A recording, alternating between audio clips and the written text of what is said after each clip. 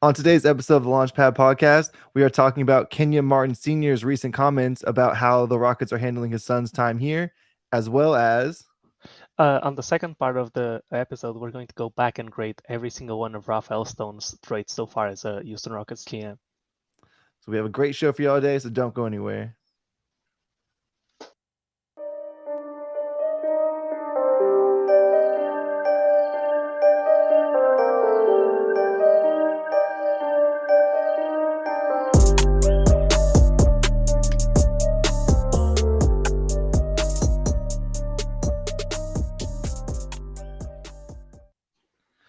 Welcome into another episode of the Launchpad Podcast presented by Clutch City Control Room.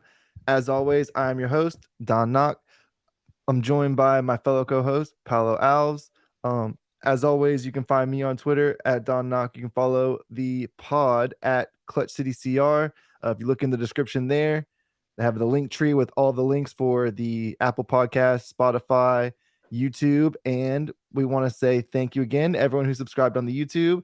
We hit 600 recently, and we're pushing for our goal of 1,000 subscribers. So want to try to get to that.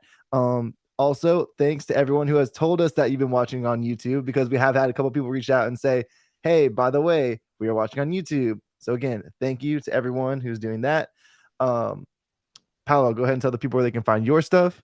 Yeah, y'all can find me on Twitter at Paulo Alves NBA. That's PAULOALVES NBA. Everything I do from podcast to live shows on Twitter Spaces will find itself linked on there. And we are joined this week not on Thursday. We decided to shuffle up the rotation a little bit, but El Presidente de Triple CR, or the host of Locked on Rockets himself, as well as Locked on NBA. Which day of the week is it? Mondays, I believe. Mondays, yeah. There it is. Jackson Gatlin in the flesh. Jackson, go ahead and tell the people where they can find your great work. I like that you're getting a little spicy with the intros now, Don, and calling me El Presidente. I love that. I had to step it up. We've been kind of coasting. We have to get it going for the offseason. No, I love it. That's some great hosting right there. Really top-notch stuff. He's gonna get a gold star on his employee report later on. No, you can follow me on Twitter at JT Gatlin. Of course, be sure to check out Locked on Rockets, 5 days a week Rockets coverage. Locked on NBA on Mondays.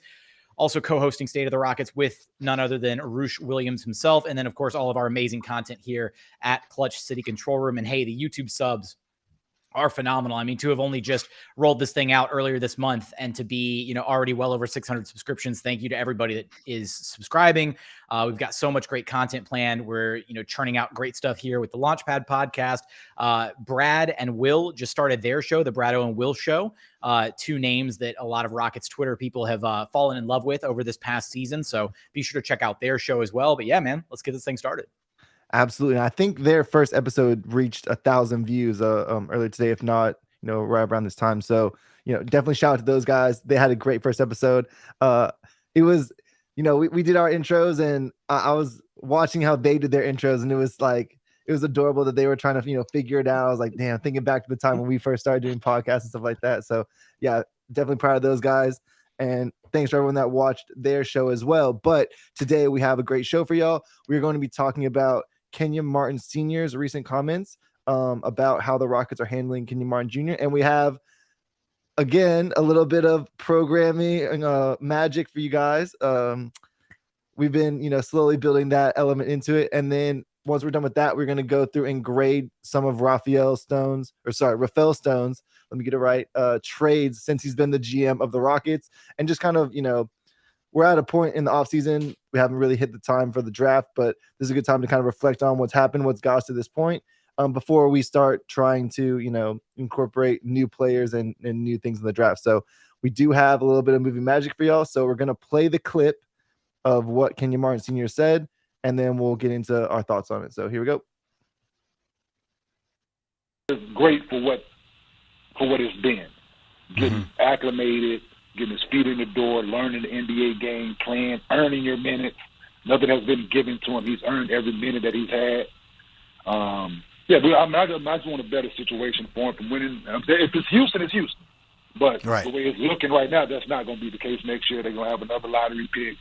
They're going to be even younger next year. They still got 4 19-year-olds, a couple of guys to be 20 next year. So it's still the same situation. But for him to be with a bunch of young guys and being able to play and compete and get the experience, can't ask for nothing more. But as far as just other stuff, as far as the winning and the way the organization is going about certain things, I would definitely love for him to be in a different situation in that regard. But if Houston changes, then that's what it is. But I'm looking out for his best interest long term and his well-being as off the floor stuff, because it has to be tough on him. And he's not just going to come out and tell me one day like, man, I need to get out of there, man. I'm tired of losing. He's not going to say that because he's a competitor. He signed up to be with those guys. But for him, I just want him to be in a better situation for winning, man. And continue to get better, which he's proven he is, and he's going to do. And the sky's the limit for him, man. Like I said, we are to be in a place like, I'm saying, just if you look at the Milwaukees, the Brooklyns, the San Antonios, the Miami Heats of the world, Phoenix, even New Orleans, how they approach the game and play and all that, man. I just love for him to be in a situation where people approach each and every situation like that and help their young guys get better, man. So we'll see what's next, but as of right now, he's in Houston for next year. Like you said, non-guaranteed, but hey, whatever it is, man, he earns it. He puts the time in. He works at his craft, and he cares about the end result, which is winning and losing and getting better, man. So has a bright future. Much. All right, so a lot going on in that clip. I think there's two things that I kind of immediately took away from that clip. Firstly, I was someone coming out of last season that was like, hey, maybe they should give KJ Martin a look to start. And obviously that was, one of Kenyon Martin Sr.'s kind of issues that he had in that clip was KJ not starting. So, I can't say that I, wholly disagree with, what he was saying on that front. Secondly, he listed off a couple teams there, the Pelicans, the Bucks, the Suns, a few others. I didn't write them all down. My apologies. But, just going through that list of teams, I was thinking like, if KJ Martin went to any of those teams, would he be starting on those teams? And, I have to say probably not. So that was the one thing that kind of, sent off alarm bells in my mind was just. Would he start over the GOAT, Herb Jones? No shot. We have issued apologies to Herb Jones. I don't want to open that back up. But yeah, those are my big takeaways. The contract thing, I think he's restricted, right? So they have an extra year they could he has a contract for 2 more years that's not guaranteed. No, 1 more year and then a team option. If they pick up the team option, he's unrestricted after the 4th year. If they do not pick up the team option, he's restricted after the 3rd year if he hits free agency. Okay. So a little bit of, team control over the situation there, but yeah, I mean, that's kind of how I feel about it. Just generally, we can kind of get into a little bit more of it later, but Paulo, since you're the transaction guy here for the most part, what are you thinking about this in these comments? I mean, it sounds like, and no offense to KJ's dad, but it sounds like he's a little bit far from what realism looks like. KJ's not going to play. I mean, it might get a bench role on one of those teams, but likely doesn't even play on those teams. He is 20 years old or 21, just like the other guys that he listed. So I don't know why he's above all of these guys. He also needs to develop. He also isn't ready to play winning basketball right away. He also looked like he was a little bit distant from. I didn't quite know how KJ was feeling about the losing. He said he has to be getting to him, which means he doesn't know if it's getting to him or not. So that's also interesting to see. So it might be just that talk trying to like praise his son. But regardless of that, when it comes to KJ, to me, he should have started latter half of the season. He should play over Deshaun Tate next year, depending on who they draft. But the truth is, KJ has a ceiling of, in my opinion, really good role player, right? If the Rockets draft a 4 this draft at the top 3 like everybody wants to, then KJ is going to have to play the 3. He might be able to play the 3, but we've got to realize that the Rockets are a team that's going to take in a lot of young talent as the years go by, just as a product of not being a good team, just a product of being in the lottery. it's unlikely that KJ is one of the 5 best players on the team whenever they are good again. He might be, but it's also having the expectation at the second year that he would start, although I believe he deserves to start. I also don't think it's going to be a linear thing where he could have started this season. That doesn't mean he's going to start next season or the season after that, just because it's a rebuilding team and roster construction is that fluid. And that's not going to happen. I don't think in any of the teams that he listed he would start. So it's also weird from that scenario. But that being said, if the Rockets are in a position where they have to pick between Tate and KJ, or they're going to trade one of them to get minutes to the other, I would trade Tate because he is more ready to win now. He probably has more value to better teams. He also, we've made the argument that KJ fits better with the current setup, as he is a lower maintenance player. He takes less shots. He knows his role. He plays to get advantages to his teammates. So if they need to make a decision like that, I would pick KJ pretty easily. I would trade Tate, although I love Tate. I would still trade him. That being said, the Rockets are in no hurry. He is in team control for at the very least 2 more years. They can even extend him whenever. So I don't really see this. This shouldn't be an issue at all. It shouldn't even be on Rafael Stone's mind what Kenyon Martin wants to do, because we've got to stop pretending like these guys that project to be role players or even role players around the league have the power to just move around and ask for trades and stuff like that. If he's unhappy, I'm sure they'll find a way to settle it. But I'm not about to go worry about every single not top tier prospect on this team or whether they're comfortable with their role or not. I'm not gonna bother whether Tate wants a trade or Josh Christopher wants a trade or Osman Garuba wants a trade. I mean, the only guy who would actually really be scared of not wanting to be here would actually be Jalen Green, and I love all of those guys, but we've got to.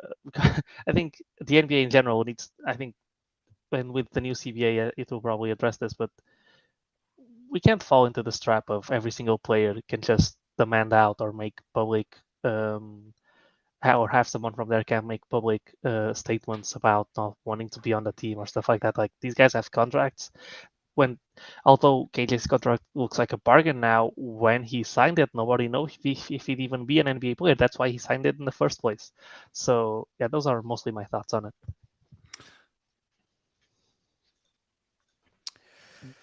Well, I think you covered all the bases, Paulo. I'm just going to dip. No, no, I echo a lot of the same sentiments, honestly. And I think if this had happened, I don't know, midway through the season, whatever, I can't say that it would be a non-story, because I feel like somehow information would disseminate across the social media landscape, because that's just kind of how we work in the information age. The reason this became a story was because we saw a couple different people share it on social media, who I think originally shout out to Scroost and Corey, who shared the graphic from a Facebook group where somebody had heard it on in their car radio, listening to Sirius XM, posted it to a Rockets Facebook group. Then that made its way back to the Twitter sphere, and then we all started seeing it, and we were like, oh my God, KJ wants out.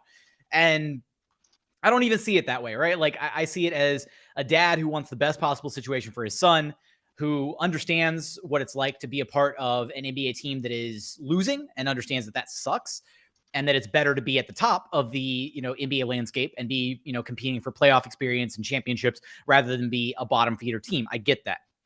Unfortunately, again, that was a lot of projection by his dad, saying he wants him on one of those winning championship caliber teams. He would absolutely be riding the bench if he were over there for one of those teams. Maybe, just maybe, he might have a limited support role as a bench guy throughout the regular season, when teams go with more expanded rotations and whatnot.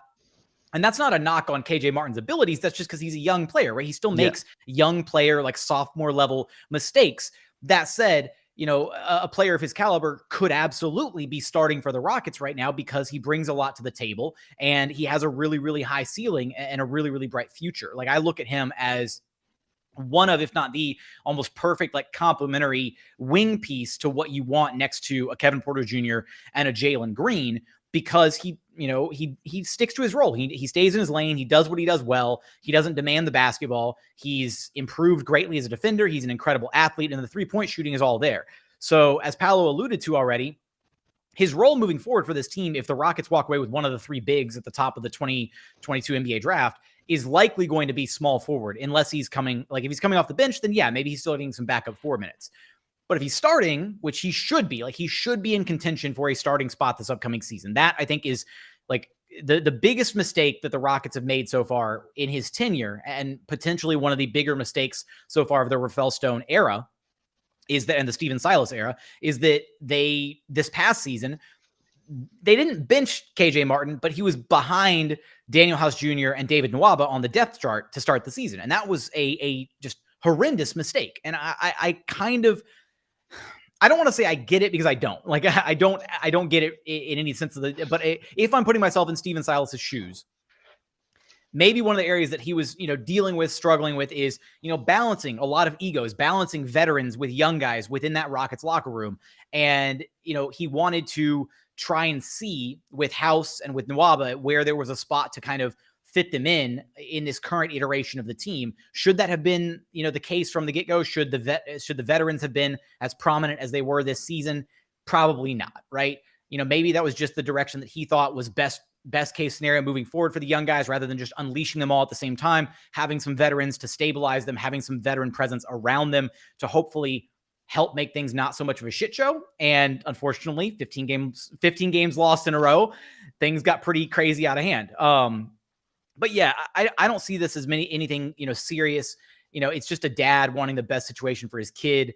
And I think that these feelings from Kenyon Martin Sr. could easily change overnight if KJ is starting next season, in a starting lineup that is, featuring the backcourt of the future, and maybe like Şengün alongside, Jabari Smith or Paolo Banchero or Chet Holmgren, right? If he's in this young, exciting upstart Houston Rockets lineup where he can really showcase himself and prove that he belongs in the NBA, that he's a starting caliber wing in the NBA, then I don't think you're going to suddenly hear any more, Sirius XM radio spots about, wanting to be in the best situation possible, because the best situation for KJ is a situation like the Rockets where he can grow, he can thrive, he can develop, and he can find himself as an NBA player.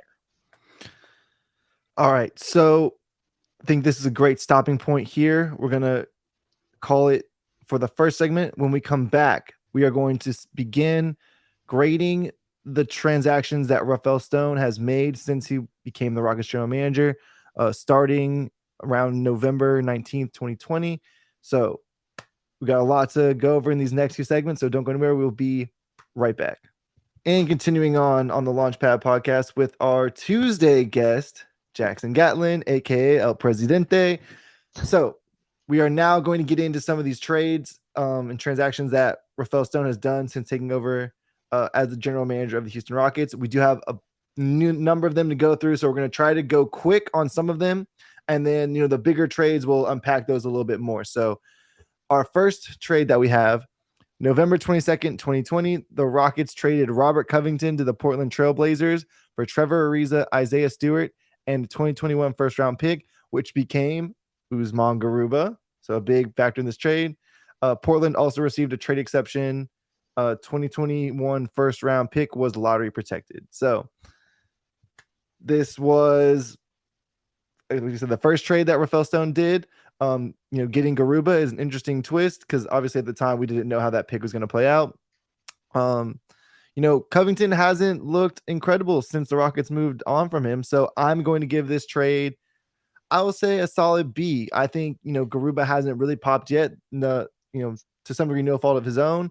He needs to get some more minutes, but, getting Ariza, who was later moved in another trade, which we'll get to in a second, I think that was pretty good for the Rockets. So I'm going to give this a B.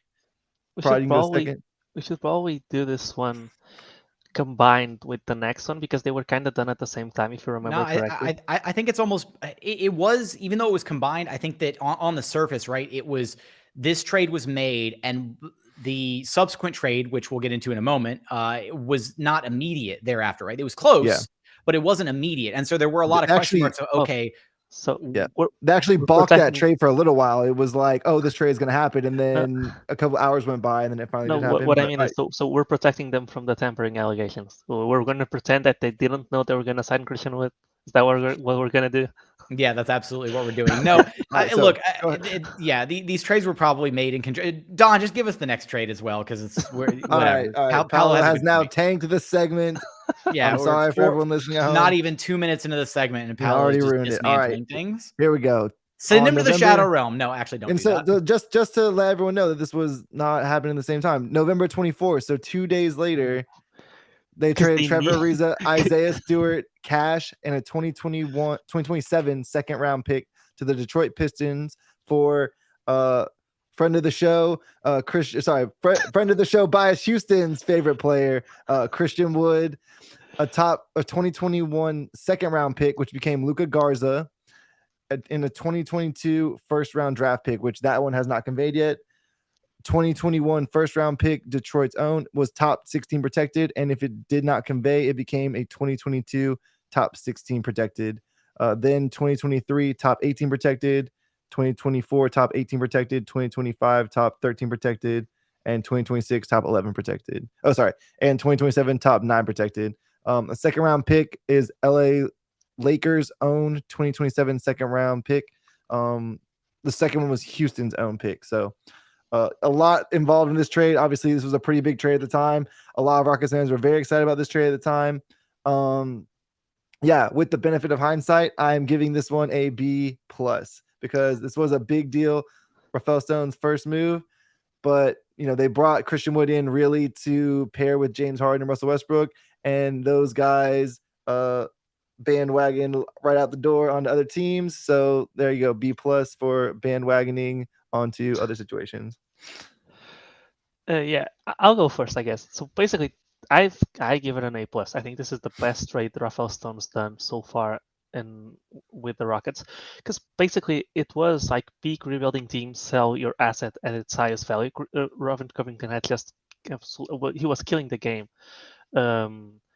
when playing for the Rockets in that small ball 5/ weak side rim protector for us. He was averaging something crazy like 2.5 blocks and 1.2 steals. Something he was shooting well from 3. So they capitalized on that, and then they sold him to a team that was desperate to be a contender in the Trailblazers. So basically, if we break this down to simpler terms, they traded Covington for 2 first-round picks. Which one of them was Garuba, the other one was the protected first-round pick from Detroit that we eventually traded for Sengun. So we traded Covington for 2 firsts and Christian Wood, and the TPE we used later to sign and trade Christian Wood. So that's as good of a trade as you'll ever see. Covington right now is worth 1 first-round pick at best. I mean, he wasn't even worth that because he was expiring. So that was great value. They later got Garuba. You can feel whatever way you want to feel about Garuba, but getting 2 firsts and when Christian Wood, who's one of our best players, regardless of what I think about him, to me was one of the best trades he could have done. It was a perfect way to kickstart the rebuild. And back then, when the first trade came out, it felt like really good value, just the 2 firsts for Rocco, and everybody was doing like catch-up scouting for a couple of days, trying to see who we would draft with the 16th pick in the 2020 draft, I believe, at the time. And then we traded out of the draft with the Pistons for a future first. Shout out to Killian Hayes, who I really wanted at 16 and who wound up going, it was completely off the board before that. All right. Yeah. So basically, we then traded that pick for a future first from Detroit, that's why the trade is so tangled up. So it was basically Covington for Pistons pick, Blazers pick. Yeah, it was really smart, and it showed that Rafael Stone knew his way around the cap, because first 2 hours of free agency news comes out, the Rockets what Rockets had already caught up on, that they could add Christian Wood to this deal as a sign and trade for the salary that he got. So the fact that happened so early in free agency makes me think that was part of a deal, and I'm going to count it as part of the deal as well. All right, Jackson, go ahead.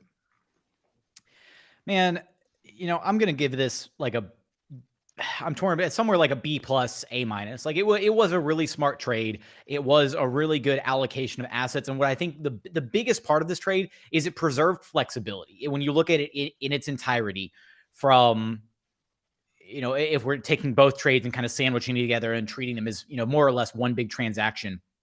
My biggest takeaway from this being, Rafael Stone's first major move was, okay, he's straddling the fence because he doesn't know if he's got James Harden long-term. He doesn't know if he has Russell Westbrook long-term. The idea was originally, sure, like Christian Wood is a big that, you think James Harden would be able to unlock and pairs really well with, and, kind of shores up some of the shortcomings, at least offensively, that Clint Capella had, where now you've got a big that can not only play above the rim and be your rim running, like screen setting lob threat, which, unfortunately he's not that much, it doesn't do much of that anymore, much to the chagrin of Rockets fans everywhere. Yeah. But, at least with James Harden, that was the expectation, right? Give James Harden another lob threat, but give him somebody who has some more, more of a bag offensively, right? Can get his own shot, can, play behind the 3-point line, can space the offense out, all these different things. However, again, we really didn't know what direction the team was headed. We didn't know if James Harden was going to be able to be bought in for that next season, if we were going to get one more like ride off into the sunset with James Harden and then, reassess the situation the following summer. And lo and behold, 9 games into the season, obviously the entire situation fell apart pretty miraculously and pretty quickly. But what this trade did is it gave the Rockets the flexibility, right? It gave them, a relatively young, talented, conceivable two-way big at the time in Christian Wood, and it gave them some draft assets. It gave them some flexibility moving forward. And so I think that ultimately this trade has to be viewed as a largely net positive, regardless of your feelings towards Christian Wood at this point in his Rockets tenure. Right.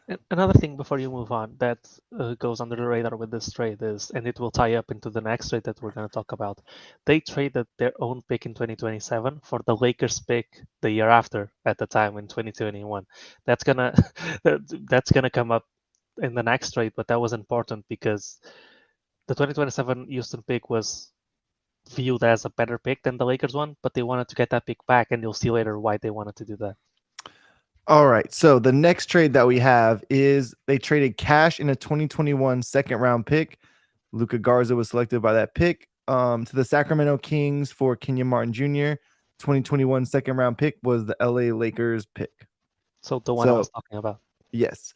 So Kenyon Martin trade. I mean, this was a very low cost trade. KMJ, like we talked about in the first segment, has looked pretty good, potentially even earning a starting role in the next season. So, just based on what this trade cost, the production we've got from this slot, I think it was like the 53rd pick. I think that was the pick this ended up being. I'm going to say 52nd. Okay, I was very close. Yeah, I'm going to say solid A for this trade. Knocked out of the park. And yeah, that's all I got.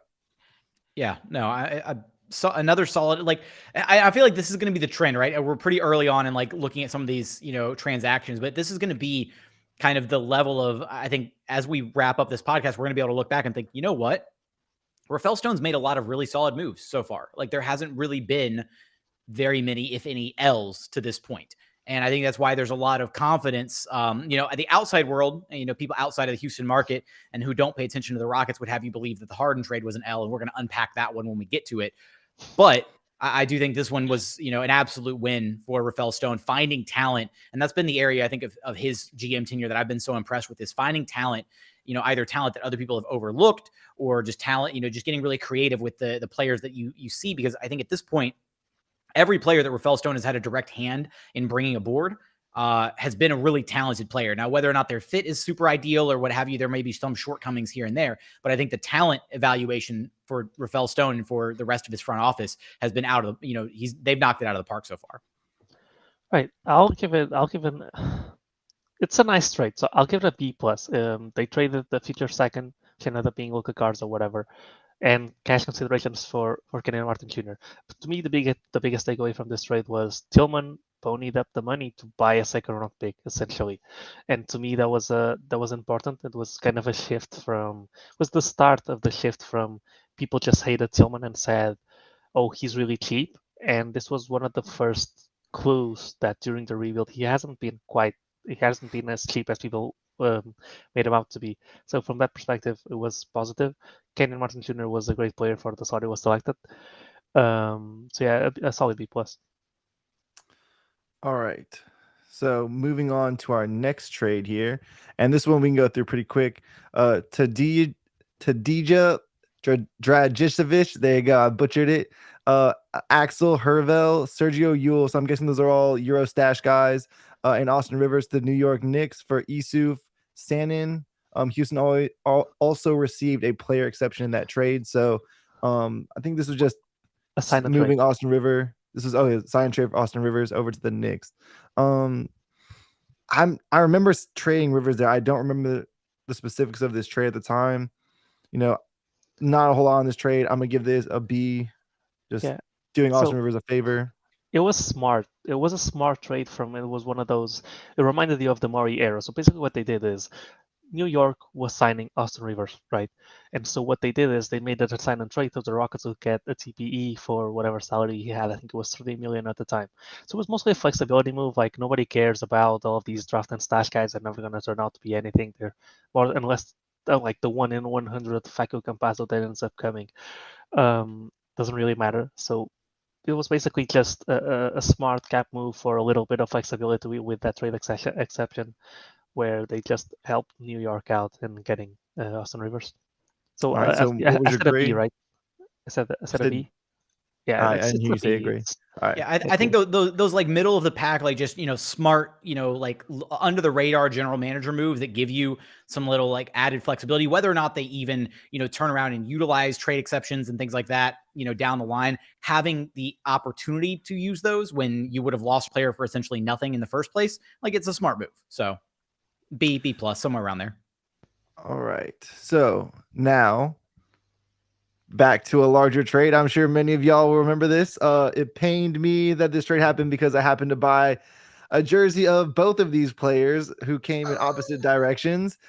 Great move by me. I did not have jersey insurance, so I was SOL. December 2nd, 2020, the Houston Rockets traded Russell Westbrook to the Washington Wizards for John Wall and a 2023 first-round draft pick. The 2023 first-round pick, Washington's own, is lottery protected. Houston also received a trade exception as part of this deal. So something I haven't heard brought up in a while, and, friend of the show, Patrick Fertitta, I'm sorry to bring this up again, but when Chris Paul was on the team, they had the statement that Tillman had said, where he said, this is the worst contract I've seen in business or sports. They dumped that Chris Paul contract for Russell Westbrook. Russell Westbrook did not work out here. And then at this point, you're doing the super max shuffle of there's only so many guys in the league we can possibly trade this for just to make the salary matching work. And so, John Wall was the guy that was going to get thrown in the shuffle this time to get a pick.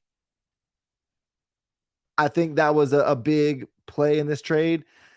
If later on Stone had been able to flip Russell Westbrook and John Wall a second time to LA Lakers, I think this trade would probably be looking even better in hindsight.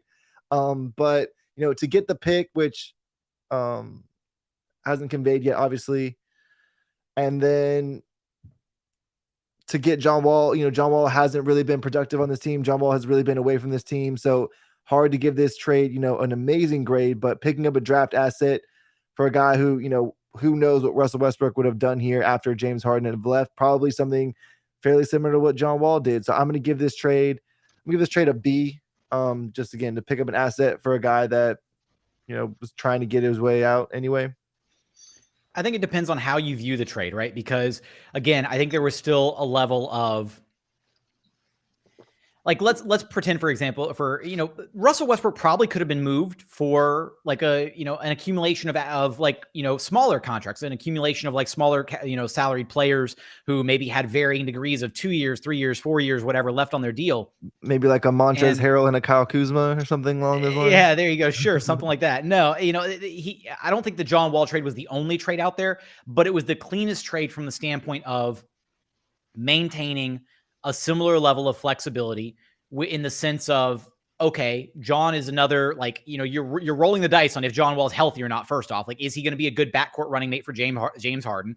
So you're rolling the dice there. And again, I think this was already kind of a lost cause at this point with James Harden, but they wanted to still straddle the fence and see if they could maybe be competitive with a newly completely revamped team. And so they did that. They also kind of hedged their bets by picking up that draft asset alongside John Wall. And I think making it a 1-for-1 deal where you're not bringing back another 2, 3, 4 names with all varying degrees of contracts and, frustrating situations as far as like, trying to then break down those other contracts and, move other guys in separate deals and whatnot. Now you just have the one guy that you're worried about. And so far, I think we've seen them navigate that entire situation with John Wall pretty damn well, right? Like John, he embraced the team, he embraced the city. A lot of respect for John Wall and what he did that first year in the post-Harden era. We all kind of rallied around John Wall, having somebody who, quote unquote, wanted to be here instead of people who don't want to be here. Like that whole thing was fun. But, even past that, he embraced, albeit maybe a little bit begrudgingly this past season of being, held out on ice. And that situation probably, maybe you don't get to that point if you've got 2 or 3 different players that you're potentially having to sit, right, and bench instead of just the one guy, or potentially revisiting a John Wall for Russell Westbrook swap if the Lakers decide to hit the panic button and they decide they want to cough up that 2027 future first of theirs because there's no other market for Russell Westbrook out there. Then maybe we do revisit the Wall for Westbrook swap, Electric Boogaloo Part 2, whatever. And I don't know, like if Stone picks up a first on both ends of a Wall Westbrook deal, then that's an absolute masterclass in general managing. So I'm going to give this an A- for a trade overall, because I think it was good on both fronts, both from the aspect of maintaining a level of competitive play on the surface and still being flexible past that. So this one, actually, I'll give it a straight A.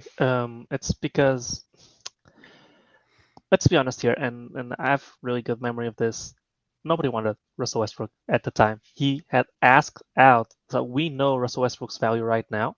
Imagine him 2 years ago with 2 extra years on his massive contract.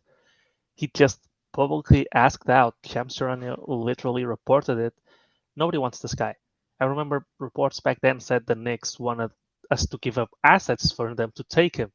So back then, I was really like, I didn't know what they were going to do because I didn't see any team that would want Russell Westbrook. Because Westbrook is a guy that doesn't fit any team. They fit very few teams. He needs the ball in his hands a bunch. And Washington was one of the only teams in the league that could give him that. And so they managed to get rid of Westbrook for a first and a contract that was the exact same, right?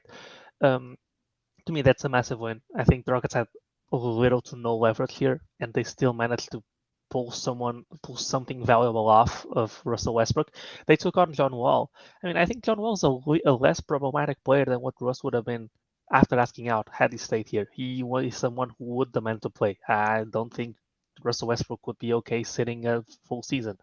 John Wall was someone who took it upon himself to mentor the young guys, to help develop them for the start of this season and even last season. So I think that's valuable as well. So even just a Westbrook for Wall swap, even though Wall couldn't play, and considering the direction of the franchise at the time, I would have called that a B, because I said that's good enough, because you just want to get rid of Westbrook. The fact that they got another first, that they ended up packaging with the Detroit first they got earlier for Robert Covington, and make that become Sengun, to me that's a different trade for the future. But they got half of Sengun on this trade, so for me that's a big W. Just because, I mean, I remember at the time I didn't think they would even get, like, I thought they could get like a couple of bad contracts for him. Never would have imagined a first round pick, even though it's protected. That's fair. After hearing y'all's cases here, I'm gonna amend my grade to a B+. So there you go, B+ for me. Y'all did a great job outlining that. So Don doesn't stand by his principles. Look at this man.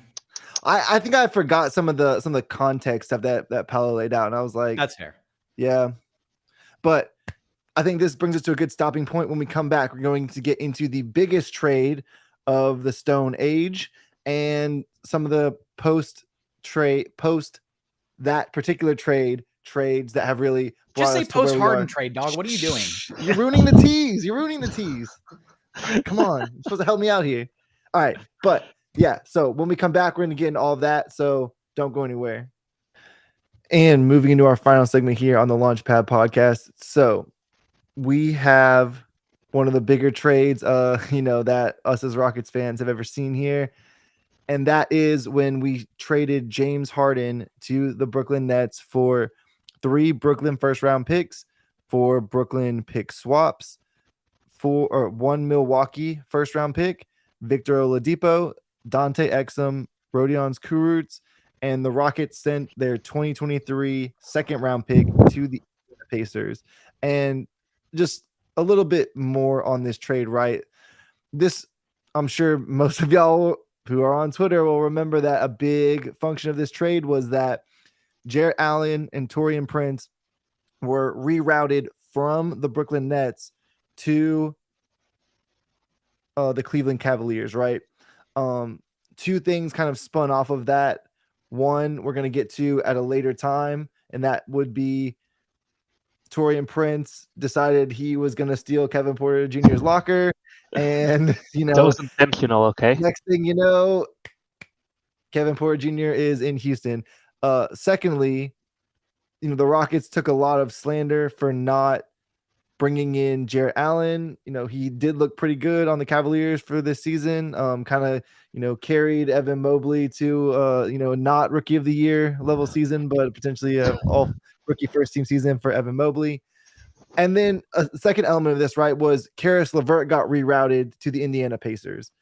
So, there's so many moving parts in this trade. Obviously, sending James Harden out, in hindsight, Harden had a pretty good season with Brooklyn last year that ended in, him trying to play through a hamstring injury, which, maybe that was the right decision at the time. Obviously, Kevin Durant's foot being 2 inches behind that 3-point line has, made that look worse. And now the Brooklyn Nets have found themselves out of the playoffs this year with James Harden over in Philadelphia. But like I said, tons of moving pieces to this trade, tons of stuff going on, tons of picks getting rerouted. This was one of, if not the largest groups of picks that moved in a single trade. It had to be either this or the Paul George trade, right? No, it's this. It was this one? Okay. Yeah. So, again, there's going to be stuff coming in from this trade for, basically the rest of this decade. So it's hard to get, a total encapsulation of what those Brooklyn picks are going to be. We're going to be grading this trade every offseason and every deadline for the next 10 years. That's the problem as we keep circling back to it. And we're just like, let's revisit the James Harden trade for the umpteenth time. It's going to be awesome. The content gift that keeps on giving, if you will. So, kind of like I outlined there, when this trade happened, a lot of the discussion was the Rockets didn't get anything back for James Harden. The Rockets got Victor Oladipo and a bunch of picks. I think we've hit a stage now where the NBA landscape at large has maybe not accepted, but can at least see the value of getting all of these Nets picks, right? Ben Simmons decided he wasn't going to play in Game 4 because Trae Young trying to block him on a layup is now giving him back pain somehow. I'm not sure how that works. He's getting back pain from having to carry all of the NBA drama for one season. Maybe that's what it is. But Paulo from the top of the rope. Oh my God, that was great. It's one of our spicier pods. I'm not going to lie. We kind of have thrown a little bit of slander around here. But, getting into my grade for this trade, right? Because these picks have yet to come in, there's a temptation to give it an incomplete. I'm not going to do that. I think we did get out from under the James Harden shadow era at kind of the right time. He does look like he's lost a step, whether that's from the hamstring injury or not. It was good that this trade happened at the time it did. We were able to get Jalen. We were able to, get another top 5 pick this season. Obviously, that wasn't the intent when this trade happened. But like I said, a lot of this, we get to incorporate some level of hindsight into what happened just, based on the time that it is now. I'm going to give this trade. I'm going to give this trade an A-. The minus being until we figure out what a lot of these picks are, we'll see what happens. I think the flexibility that they retained by getting Victor Oladipo, they tried to give him the $50 million extension, which he didn't take. So, they retained flexibility with this trade. They could have brought Allen in, and that would have been, $100 million in the cap. They decided not to do that as well, again, to maintain flexibility. And we'll see what they're able to use that cap space once Wall comes off the books, and once Gordon, comes off the books or gets traded or whatever the case may be. But having that cap flexibility is going to, whether they bring in, two guys, one big guy, they use that space to trade for someone. That's going to be a very critical part of the Rockets' future, and they would not have had that if they had taken some of these other pieces in this trade. So for me, I'm going to say A-. This, like I said, this is going to be regraded over and over again in the next few years. But Jackson, you were the only one of us that was a media member at the time. So I'm going to throw it to you. What do you remember from this trade? What do you grade it? What are your, big lasting takeaways from it? I'm a pseudo media member. Hello. No, it's so tough. Again, you mentioned there's an inclination to maybe want to give it an incomplete. And I don't think, again, I think it's one of those things where we have to break it down in steps, right? Like we can look at some of the, early, positives from this trade, the pieces that have already started translating in the sense of just the opportunity cost of, the Rockets now are able to start have the ground floor of their rebuild with a top 5 prospect or whatever in Jalen Green, which couldn't have been the case if they had brought back those assets from the Brooklyn Nets deal, which is what gets lost so often in these discussions with other fan bases, with the national media talking heads who are just like, oh, well, Houston doesn't know what they're doing, and they passed up on Ben Simmons and Jared Allen and Karis LeVert, the second coming of Michael Jordan, all that stuff, right?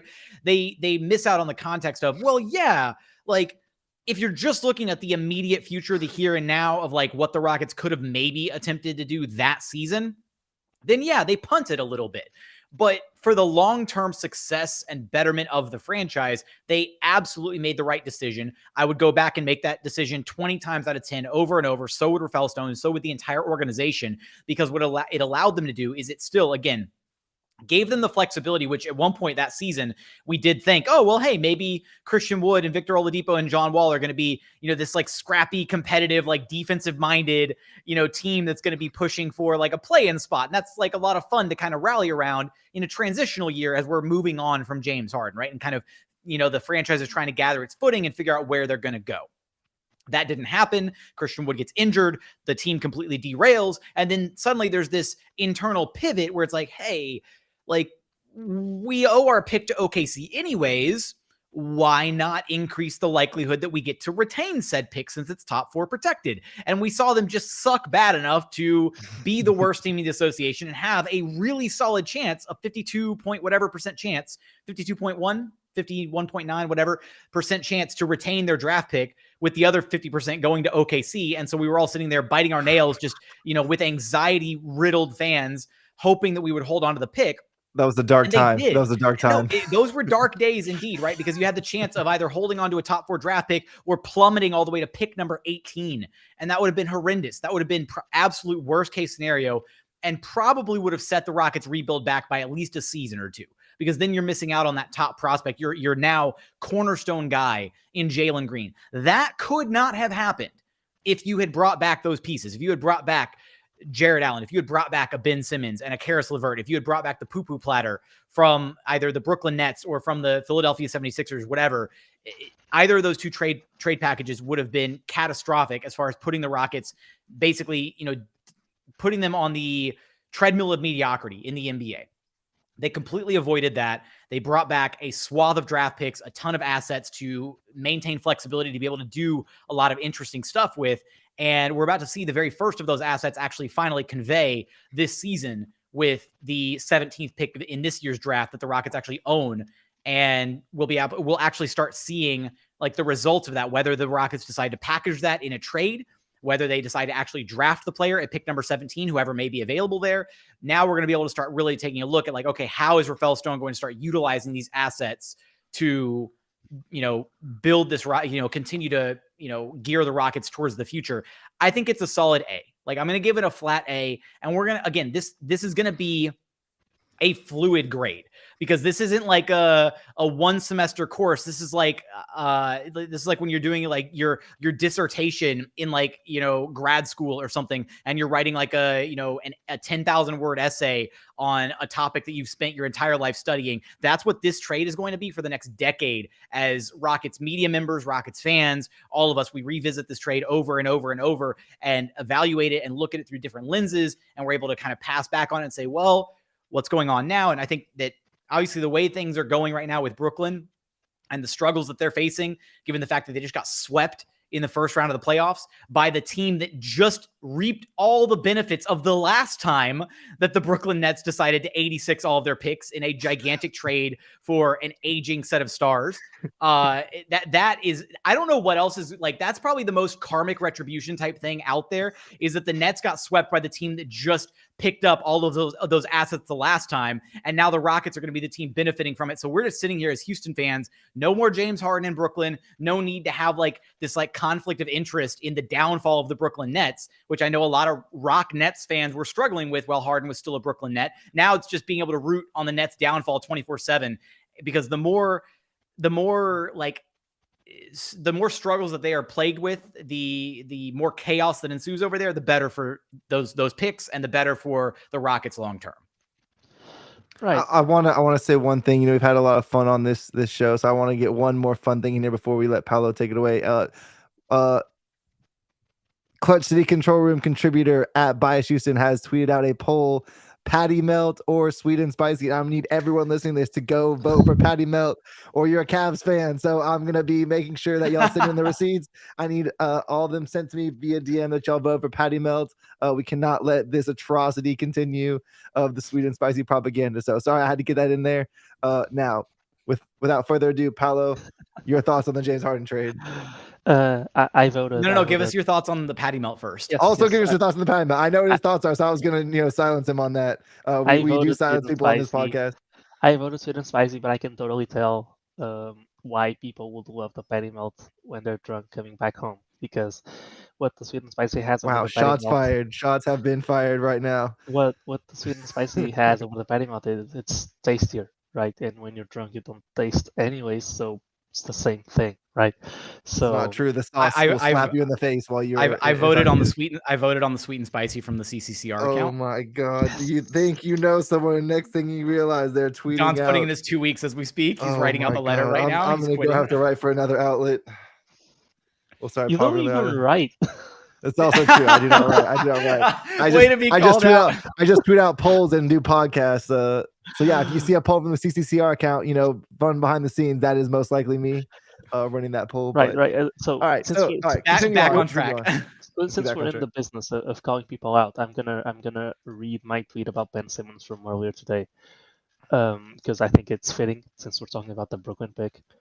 And that tweet was that Tiger Woods had a terrible crash, broke both his legs at 46 years old, and he still came back faster than Ben Simmons could get over his coach calling him out in the presser post the playoffs. So Ben Simmons slander out of the way. To me, the biggest thing, so we can break it down, right? So they traded Garrett Allen for a Milwaukee first unprotected, and with that dumping Taurean Prince, which was a $15-16 million contract, who was pretty clearly bloated for 2 years. It expires this season, right? Dumping that contract doesn't have much value as a rebuilding team, but it has value in a vacuum. And if you look at the trade in a vacuum, that makes sense. So they traded Allen, who was an expiring guy, who was restricted, for a first, unprotected first, regardless of what you feel about Milwaukee, and the ability to dump that contract. So in a vacuum, that's not terrible. When you include that Cleveland, and at the time of the trade, this was already reported, Cleveland told the Rockets that they were going to offer him $20 million a year for 5 years in the offseason. They had the cap space to do so, regardless of what happened. If you're the Rockets and you're looking at that, and you've got Christian Wood, who's looking really promising at the time, and you think he's a center, as most people thought at the time as well, then it makes all the sense in the world to do the trade, right? Because you're going to lose him anyways, unless you're okay with matching $20 million a year for 5 years, Jarrett Allen at the beginning of your rebuild, where you don't even know what your cornerstone pieces are. Add that to the fact that Jarrett Allen's not a world beater, but he's going to win you a couple more games. So, and that might be key when it comes to the end of the season. So, from that standpoint, it's not a great trade. So that part, I'll give it a C plus, maybe a B minus. Then you go to the Oladipo part of the trade, and they traded LeVert in a second because he ended up having his health issues that he couldn't play through, so he had to sit for an extended period of time. And for that, the Rockets had to give up an extra second, right? That trade's not good value-wise, but when you look at what the Rockets had, and when you look at what, I mean, even as a fan, I would nothing would have hurt me more than seeing Caris LeVert jack up 30 shots a game, be inefficient, and win us a couple of games when he gets hot, all to no consequence because he's not a part of the future of any team. We saw that this playoffs. He went to the Cavs and he sucked because he always sucks. So yeah, Caris LeVert just. He went to the Cavs because he sucks and he always sucks. Like that's top tier analysis. That is top tier expert level analysis. I want that to be like what we quote. Like we need to put that quote in like the tweet for this podcast. I want that. Like let's at Caris LeVert on Twitter too. Just like we'll start beef with everybody. No, his sister is gonna be in our mentions again. Like she was in this space. I don't know if I want it. No. Oh no. For our YouTube viewers, the face Don made when he mentioned Caris LeVert's sister was incredible. He said, "No, sir, not me." So, going back to the trade. So those two parts of the trade weren't the greatest, but still, they were justifiable at the time, and they still. I'm sorry, I need air. I feel like I'm still struggling over here. This is definitely the most value you're getting for a YouTube version of any of the pods we've done so far. I will say that. Oh man. Okay. All right. I'm good. 3, 2, 1. Let's go. Compose yourself, Jackson. You're a professional. Be like it. Oh no. So yeah, so having those parts of the trade covered. When you look at the worst thing the Rockets could have done was trade for Ben Simmons. I've defended this for a long time now. That's locking you into a big contract. Now, even before we knew what we know now about Ben Simmons, even back then, Ben Simmons was very much a flawed player. He can't shoot. He is not aggressive enough. Even though he's a mismatch at point guard offensively, he doesn't use that whatsoever. So and he has those mental issues that were already evident at the time. So that being said, taking the Brooklyn package, although it might not have looked the best back then because there's no centerpiece, it was clearly the clear only choice. Because when you go and you look back, and all the teams that traded their entire futures for a star, it always goes, and it's always been going the way of the team that's trading the star away. Because let's look at the Pelicans. The Lakers look terrible. They are getting a top 10 pick this year from the AD trade 2 years afterwards, or 3 years afterwards. So that's already a huge win for the Pelicans. They still have 2 or 3 more years of Lakers picks to go. The Thunder are going to get a lottery pick this year from the Clippers because they didn't make the playoffs. And the Clippers themselves, they're looking good for a couple more years, but who knows after that? Like, their stars are aging. It's looking really good for the Thunder as well. To chime in on this, right? It's important to remember the landscape of where the NBA was at. There just wasn't a deal out there that had a centerpiece type player and a team that actively wanted James Harden. And I think that was the problem. Is the closest, and that James Harden would be willing to go to, having given the Rockets his list. Now, again, the Rockets could have jettisoned him to the freaking Kings if they wanted to, because he didn't have like a no trade clause in his contract. They could have done whatever.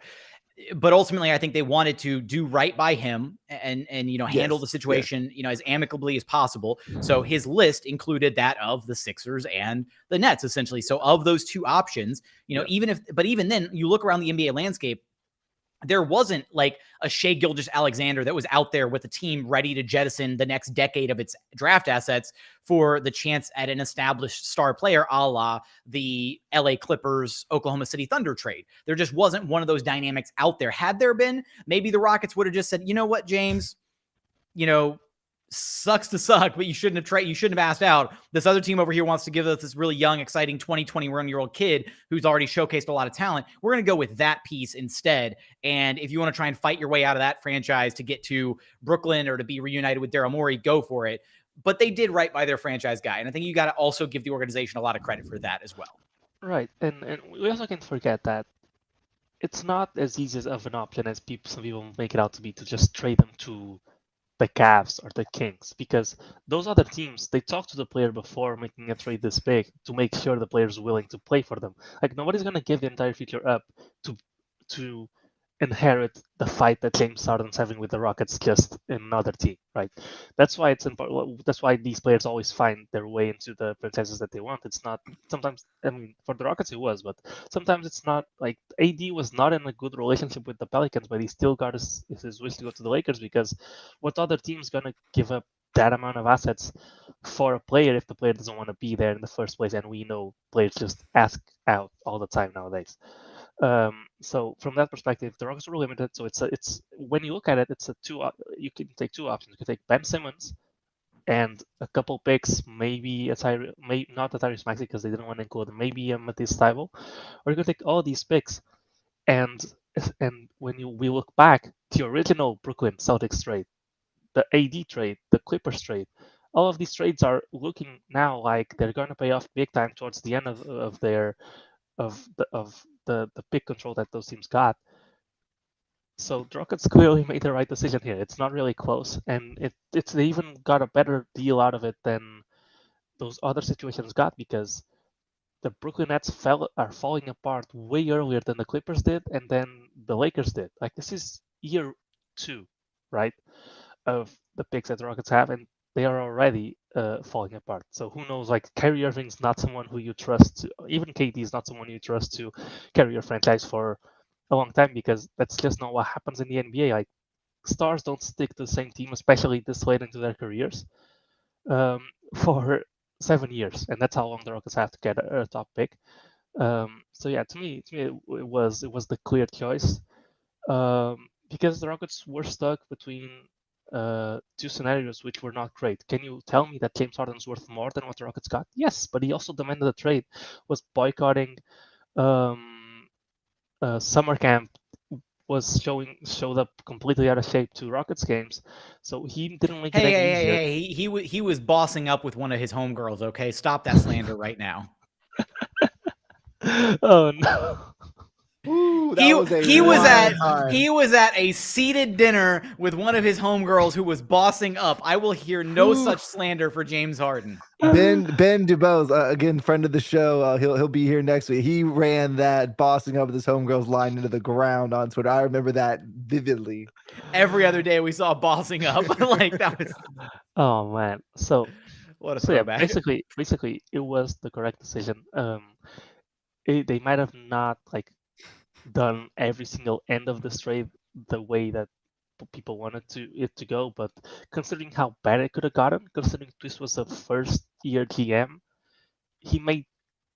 when you look at it from the macro perspective, he made the right decision. Could you possibly maybe have gotten an extra first for Caris LeVert? We don't even know, because would the Cleveland Cavaliers be this desperate had we not made the trade with them for Jared Allen? So it's a completely different landscape. We can assume the 2 firsts the Cavs got for the Cavs paid the Pacers for LeVert. That situation would have been present for the Rockets had they kept him. Jared Allen putting up all-star numbers. We don't know if that's still a thing if he's playing for the Rockets, and part of him being an all-star was the fact that the Cavs were looking like a playoff team at the time. So all of these things, like those 2 loose ends, might not have been perfect, but it's also hard to argue that it would have panned out the exact same way had they kept him. So from that perspective, yeah, I'll give it an A. It's just not an A plus, because they could have traded LeVert to some other team instead of Victor Oladipo. Oh, another thing before I close on that. Apparently, and it was reported at the time, they got Victor Oladipo because Salas wanted Victor Oladipo, and they had like kind of they had left Salas in a bad spot. He expected Harden and Westbrook, and he got there, and he got Christian Wood and John Wall. And so it made sense, and they aren't as cutthroat of a front office as Murray was. So it made sense to kind of like throw Salas a bone. I think this is the right expression, and just do something for him, right? And the cost was Caris LeVert. I mean, was it even that big of a cost, right? So I think it made sense at the time. It makes future Hall of Famer Caris LeVert to you, sir. Yes, sir. I mean, when we look at the best shooting guards of all time, we got MJ, Caris LeVert, and Jalen Green third, right? So can't argue with that list. But so what we are going to do now, we are going to table this discussion. When Jackson comes back on with us, we are going to resume covering these trades. We're going to do all the trades post Harden era. So that will begin with the Kevin Porter Jr. trade, kind of like we talked about at the hands of Taurean Prince. So we're going to stop it there. I think this is, a logical stopping point just because everything up to the Harden trade it's very, distinctly one kind of era of Rockets basketball, and everything that happened after that very, distinctly is a second era. So great place to stop. We're going to run through plugs real quick and then hopefully, get this out to y'all. But like we mentioned earlier, YouTube subscriptions, extremely important. We're trying to get to 1,000 subscriptions. If you have subscribed, thank you so much. If you have a YouTube burner, subscribe on the burner just until we get up to that 1,000 mark would be much appreciated as well. But no, in all seriousness, y'all have been awesome. Paolo's over there having a dance party or a rave in his room. Yeah, there's a rave going on in the background of Paolo's screen, and you'd be able to see it if you were watching on YouTube. But no, I'm helping the plug. I'm helping the plug here for real. Like tell your mother, tell your brother, tell your sister, your dad, your mom, your dog. Everybody that has a phone with a YouTube account. Cats are haters, and they would not watch on YouTube. So let's just keep it real. Exactly. But yeah, again, if you want the link for that. Do we have a permalink for the YouTube? We don't have a permalink until we get to 1,000, right? What was the question? Do we have a permalink for the YouTube? Like, do we have like a hard link for it? So it's like youtube.com/Clutch City Control Room. It is, in fact, that I think. Okay. I will just talk for a second. And I'll give you a yes or no on that. If it's not, hold on. If it's not, then go on the Twitter for @ClutchCityCR. In the bio, there's the link tree, and the YouTube link is right there, along with the Apple, Spotify links as well. You can find me on Twitter @DonKnock, of course. Paulo, go ahead and say whatever it is you felt compelled to say. Yeah, it was a party because I got the notification that the Astros scored a home run to untie the game that was 1-1. So I was pulling the stream up to watch it in real time. Come on. It's a noble cause, and they did score a home run. It was challenged, and it was scored. So, shame on you. I think it was Altuve that scored it. So it was Altuve. I thought he was out injured. Is he back? Not a home run. They scored a run. So yeah. Altuve scored. So Altuve is back playing again. Wait. Yeah, it can't be Altuve. He was out injured when I went to the game on Saturday. Shout out to a friend of the show, Pastor Nick. I saw him at the watch party Saturday. Cool guy. We chopped it up for like 30 minutes. So shout out to him. He's been in our spaces for a minute. Met some fine people that weekend. To answer your question about the YouTube channel, I don't know why we don't have a YouTube channel that has like a custom thing. And I'm looking at the spot where I'm usually able to customize it. And I could have sworn I did that forever ago. I think you have to have 1,000 to do that. That might be the case. And if that is the case, even more reason to get us to 1,000. Yes, get us to 1,000 so we can have a nice, clean YouTube link for all you guys. Very important. So, Paulo, go ahead and plug your stuff. Who scored was bobblehead man himself, Alex Bregman. We love Bregman on this show. Great guy. Yeah. I have him like right next to me here. You see him here with Don's twin, Alex Bregman. Yes. I think he went back to Brown. I may have to flip back. So Don's former twin, Alex Bregman. Yeah. But now you guys are like estranged brothers. And now we got a Kyle Tucker home run. He broke the slump. See, we should just keep outroing this podcast for the next 2 hours. Jackson's trying to leave, bro. Get your plugs in. And Astros podcast brought to you by Paulo Alves, coming to a podcast, website sometime soon, eventually, apparently. Something like that. All right, Paulo, plug your stuff. Y'all can find me on Twitter at Paulo Alves NBA. That's PAULOALVES NBA. Everything I do, from podcasts like this one to Rookie Astros commentating on tweets to live shows on Twitter Spaces, will find itself linked on there. And Jackson, get your plugs in real quick. Just follow me on Twitter at JT Gatlin. Of course, check out Locked On Rockets, 5 days a week worth of Rockets content. By the time you're listening to this one, we'll have some Duke men's basketball propaganda coming out for Paolo Banchero, Mark Williams, and AJ Griffin will be our most recent episode. Give that a shout. Give that a listen. Locked On NBA every Monday. State of the Rockets with Roosh Williams every Friday. And then, of course, I'm on this show for Clutch City Control Room every couple weeks now on Tuesdays. But yeah, give us a follow on Twitter at Clutch City CR. Go sub to the YouTube channel, all that good stuff. Yeah, that's everything. All right. So until next time, y'all, be safe and go Rockets. And because Paulo tried to turn this into Astros podcast, we will say go Astros as well. So thanks. Be safe, y'all.